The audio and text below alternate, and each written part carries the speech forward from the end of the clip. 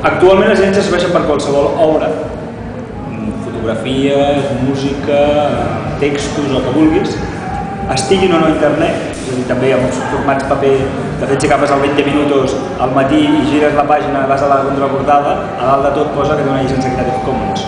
No et diu quina, sinó que et diu que te'n vagis a la pàgina web del 20 minuts a mirar quina és, perquè és una mica complex.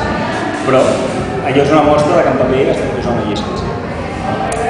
Aquest muntatge que va néixer als Estats Units, ràpidament va haver institucions arreu del món que van voler dir, escolta, això està molt bé, són llicències que estan pensades amb la llei de propietat intel·lectual, amb la llei de drets d'autor, amb el copyright americà, però nosaltres aquí tenim una llei que és diferent, es basa en això dels drets d'autor i per tant el que volem és adaptar les llicències a la nostra realitat.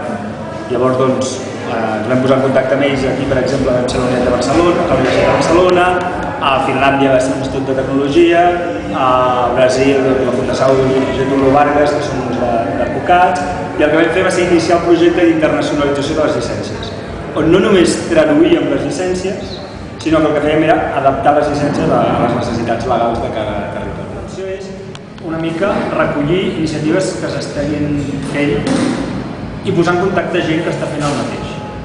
Llavors, la nostra idea, i ara estem treballant en remodificar un recop al web per les temporades que ho hem fet, però seria això, anar posant cada vegada més informació de coses que es fan i apuntar a llocs interessants per anar-hi. No volem mantenir, des que mai ha estat la intenció de Creative Commons, de cap projecte local, de mantenir un registre de dades, ni base de dades, ni res, ni dipòsit. El que sí que, per exemple, estem lluitant és perquè el registre de propietat intel·lectual accepti materials en Creative Commons. Això, per exemple, el registre d'oficial ens ha preocupat diverses vegades perquè el tio ho reconegui i ho entengui. Totes les universitats estan treballant a muntar un dipòsit digital de tots els materials docents que es fan a les universitats. Fins ara, que hi ha?